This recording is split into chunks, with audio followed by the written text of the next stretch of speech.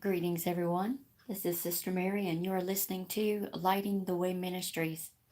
We are continuing in the book of Samuel, 1 Samuel, chapter 12. Harvest time is our topic. 1 Samuel, chapter 12, verse 17. Is today not the wheat harvest? I will call to the Lord, and he will send thunder and rain, that you may perceive and see that your wickedness is great, which you have done in the sight of the Lord, in asking a king for yourselves. Expanding on our topic, every Christian has his harvest. He goes and he works, and even though it's stony ground often, he shall have his harvest. You shall, and in due season, thou shalt reap an abundance harvest. So whatever you sow, you're going to reap. So when you sow seeds in your garden, put in a little water overnight, they will grow. But you have to continue to tend to that soil to see the seed start to produce. So it germinates, and you sow, you go out there, you watch it. You have to watch out for birds and other things that may devour your seed, and no worm to not come up on it and eat it. You go away, and then you continue to watch it and nurture it. That is what we do with our daily walk with Jesus Christ. We continue to nurture it. So I pray that you realize that in due season, just keep on praying. Do not give up. Pray and go on. And in due season, by God's mighty grace, you shall reap if you not faint. All right, 1 Samuel chapter 12. Now Samuel said to all Israel, Indeed, I have heeded your voice in all that you said to me, and have made a king over you. And now here is the king, walking before you. And I am old and gray-headed, and look, my sons are with you. I have walked before you from my childhood to this day. Here I am. Witness against me before the Lord and before his anointed. Whose ox have I taken? Or whose donkey have I taken? Or whom have I cheated? Whom have I oppressed? Or from whose hand have I received any bribe with which to blind my eyes? I will restore it to you. And they said, You have not cheated us or oppressed us, nor have you taken anything from any man's hand. Then he said to them, The Lord is witness against you, and his anointed is witness this day, that you have not found anything in my hand. And they answered, He is witness. Then Samuel said to the people, It is the Lord who raised up Moses and Aaron, and who brought your fathers up from the land of Egypt. Now therefore stand still, that I may reason with you before the Lord concerning all the righteous acts of the Lord, which he did to you and your fathers. When Jacob had gone into Egypt, and your fathers cried out to the Lord, then the Lord sent Moses and Aaron, who brought your fathers out of Egypt, and made them dwell in this place. And when they forgot the Lord their God, he sold them into the hands of Sisera, commander of the army of Hazor, into the hand of the Philistines, and into the hand of the king of Moab, and they fought against them. Then they cried out to the Lord and said, We have sinned, because we have forsaken the Lord, and served the Baals and Ashtoreths. But now deliver us from the hand of our enemy, and we will serve you. And the Lord sent Jerubbaal, Beden, Jephthah, and Samuel, and delivered you out of the hand of your enemies on every side, and you dwelt in safety.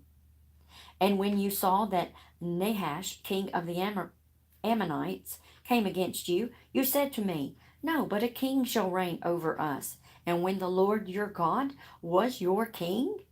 Now therefore here is the king, whom you have chosen and whom you have desired. And take note, the Lord has set a king over you.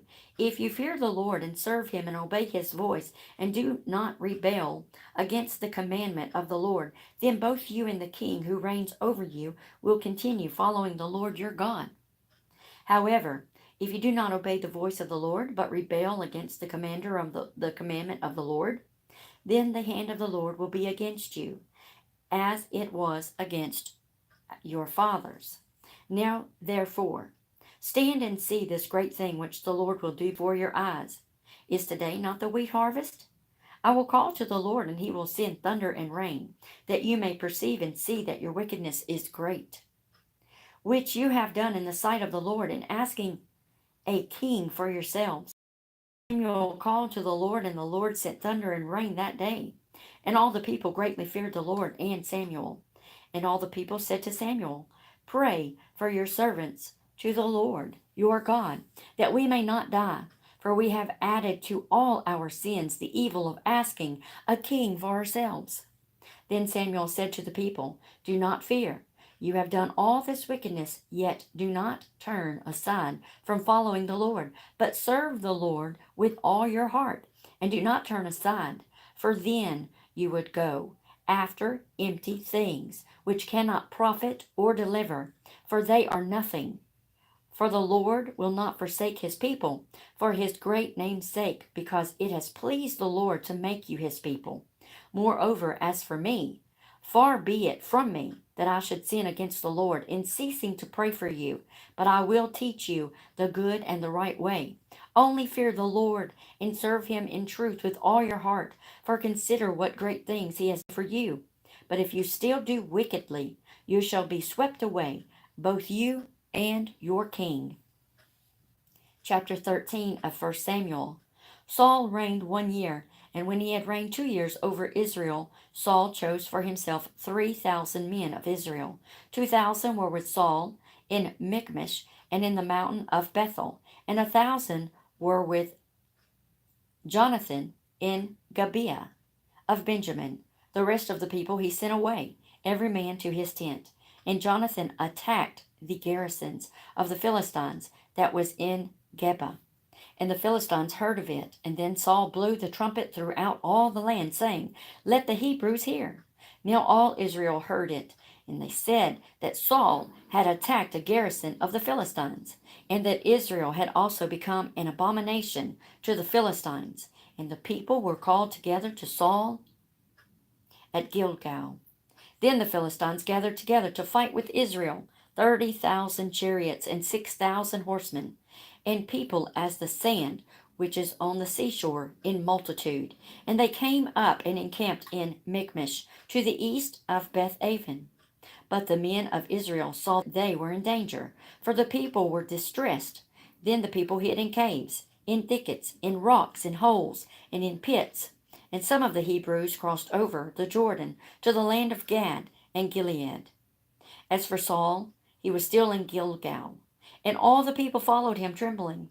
Then he waited 7 days, according to the time set by Samuel. But Samuel did not come to Gilgal, and the people were scattered from him. So Saul said, Bring a burnt offering and a peace offering here to me. And he offered the burnt offering. Now it happened, as soon as he had finished presenting the burnt offering, that Samuel came. And Saul went out to meet him, that he might greet him. And Samuel said, What have you done? And Saul said, When I saw that the people were scattered from me, and that you did not come within the days appointed, and that the Philistines gathered together at Michmash, then I said, The Philistines will now come down on me at Gilgal, and I have not made supplication to the Lord. Therefore I felt compelled, and offered a burnt offering. And Samuel said to Saul, You have done foolishly. You have not kept the commandment of the Lord your God, which he commanded you. For now the Lord would have established your kingdom over Israel forever. But now your kingdom shall not continue. The Lord has sought for himself a man after his own heart, and the Lord has commanded him to be commander over his people, because you have not kept what the Lord commanded you. Then Samuel arose and went up from Gilgal to Gibeah of Benjamin. And Saul numbered the people present with him, about 600 men.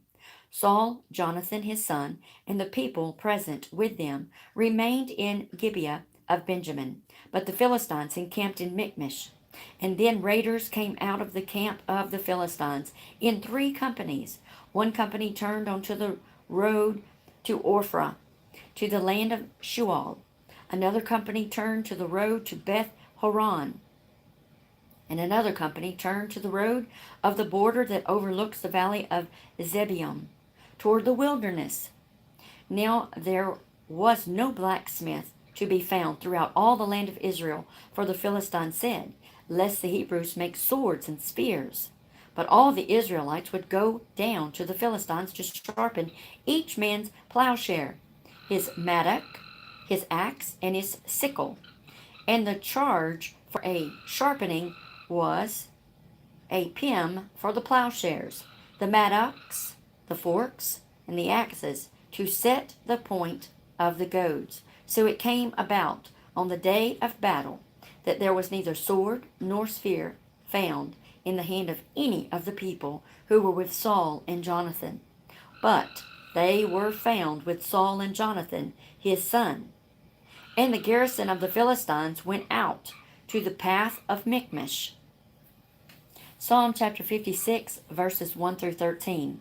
Be merciful to me, O God, for man would swallow me up. Fighting all day he oppresses me. My enemies would hound me all day, for there are many who fight against me, O Most High. Whenever I am afraid, I will trust in you. In God I will praise his word. In God I have put my trust. I will not fear. What can flesh do to me? All day they twist my words. All their thoughts are against me for evil. They gather together. They hide. They mark my steps. When they lie in wait for my life, shall they escape by iniquity? In anger cast down the peoples, O God. You number my wanderings. Put my tears into your bottle. Are they not in your book? When I cry out to you, then my enemies will turn back. This I know, because God is for me. In God I will praise his word. In the Lord I will praise his word. In God I have put my trust. I will not be afraid. What can man do to me? Vows made to you are binding upon me, O God. I will render praises to you, for you have delivered my soul from death.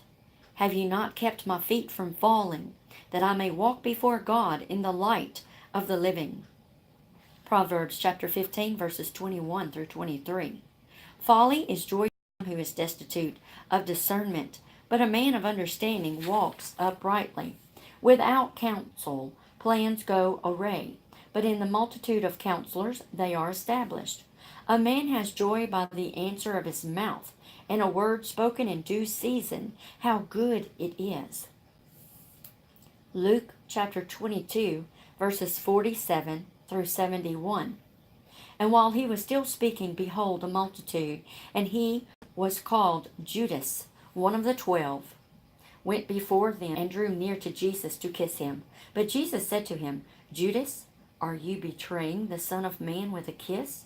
When those around him saw what was going to happen, they said to him, Lord, shall we strike with the sword? And one of them struck the servant of the high priest and cut off his right ear. But Jesus answered and said, Permit even this. And he touched his ear and healed him.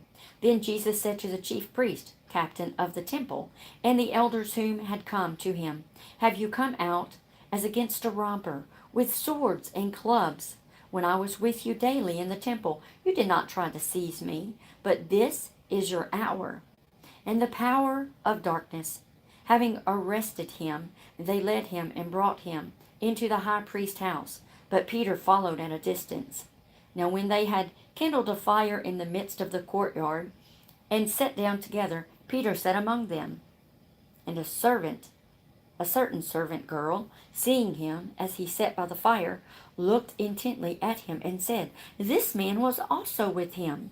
But he denied him, saying, Woman, I do not know him. And after a little while another saw him and said, You also are one of them. But Peter said, Man, I am not. Then, after about an hour had passed, another confidently affirmed, saying, Surely this fellow also was with him, for he is a Galilean. But Peter said, Man, I do not know what you are saying. Immediately, while he was still speaking, the rooster crowed. And the Lord turned at Peter. Then Peter remembered the word of the Lord, how he had said to him, Before the rooster crows, you will deny me 3 times. So Peter went out and wept bitterly. Now the men who had held Jesus mocked him and beat him. And having blindfolded him, they struck him on the face and asked him, saying, Prophesy, who is the one who struck you? And many of the other things they blasphemously spoke against him. As soon as it was day, the elders of the people, both chief priests and scribes, came together and led him into the council, saying, If you are the Christ, yes. But he said to them, If I tell you, you will by no means believe. And if I also ask you, you will by no means answer me, or let me go. Hereafter the Son of Man will sit on the right hand of the power of God. And then they all said, Are you then the Son of God?